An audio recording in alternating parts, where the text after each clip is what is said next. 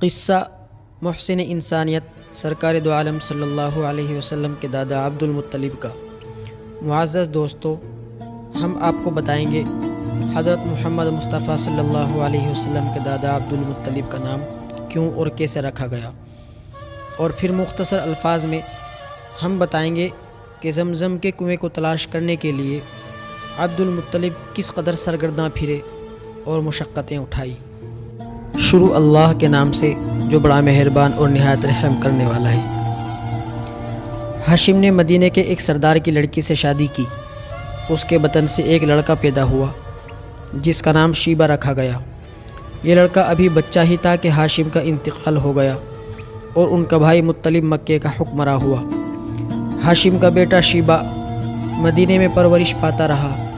جب مطلب کو معلوم ہوا کہ ہاشم کا بیٹا جوان ہو گیا ہے تو وہ اپنے بھتیجے کو لینے کے لیے خود مدینہ گیا۔ جب مطلب اپنے بھتیجے شیبہ کو لے کر مدینے میں داخل ہوا تو یہاں کے لوگوں نے غلطی سے یہ سمجھا کہ یہ نوجوان مطلب کا غلام ہے۔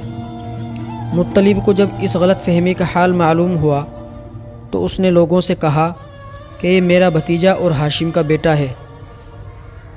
لوگ اس کو عبد المطلب ہی کے نام سے پکارتے رہے۔ آخر شیبہ بن ہاشم کا نام عبد المطلب ہی مشہور ہو گیا۔ عبد المطلب کے اخلاق، عزت و شہرت سب اپنے باپ ہاشم کا نمونہ تھے۔ امیہ کے بیٹے حرب کو عبد المطلب کا اثر و اقتدار دیکھ کر حسد ہونے لگا اور اس نے بھی اپنے باپ کی طرح عبد المطلب کو مقابلے کے لیے دعوت دی۔ عرب کے دستور کے موافق ایک منصف یعنی جج مقرر ہوا اور اس نے فیصلہ عبد المطلب ہی کے حق میں دیا۔ اس فیصلے نے بنی امیہ اور بنی ہاشم کے درمیان عداوت کو اور بھی بڑھا دیا۔ عبد المطلب کے زمانے میں حبش کی فوج نے اپنے ایک سردار ابرہہ کے زیر کمان چڑھائی کی۔ یہی فوج اصحاب فیل کے نام سے موسوم ہوئی جو قدرتی اور آسمانی عذاب سے ہلاک و برباد ہوئی۔ ہم اصحاب فیل کا قصہ انشاءاللہ آئندہ ویڈیو میں سنائیں گے۔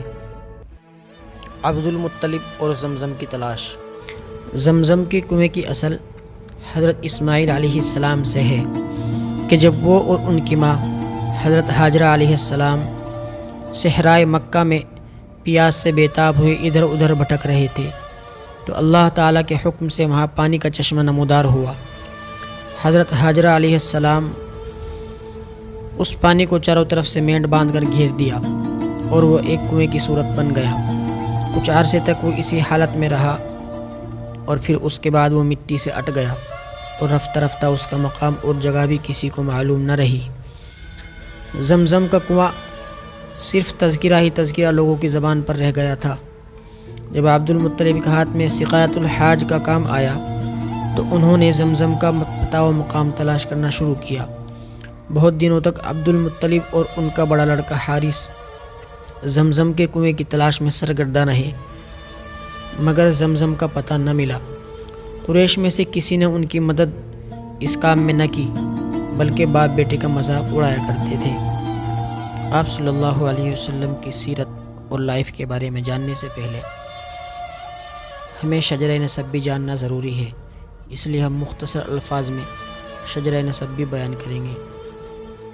عبد مناف تمام ملک عرب میں سب سے زیادہ شریف و کریم تسلیم کیے جاتے تھے۔ ان کے بعد ان کے بیٹے شرفائے عرب میں سب پر فوقیت رکھتے تھے۔ عبد مناف کا اصل نام مغیرہ تھا، ان کو قمر اور سید بھی کہتے تھے۔ چونکہ ان کے بھائیوں کے نام عبداللہ اور عبد العزیٰ تھے اس لیے ان کو عبد منات کے نام سے پکارنے لگے۔ پھر عبد منات سے ان کا نام عبد مناف مشہور ہو گیا۔ عبد مناف کے 3 بیٹے تھے، عبد الشمس، ہاشم، مطلب۔ ہاشم کو 2 بیٹے تھے، امیہ، عبد المطلب۔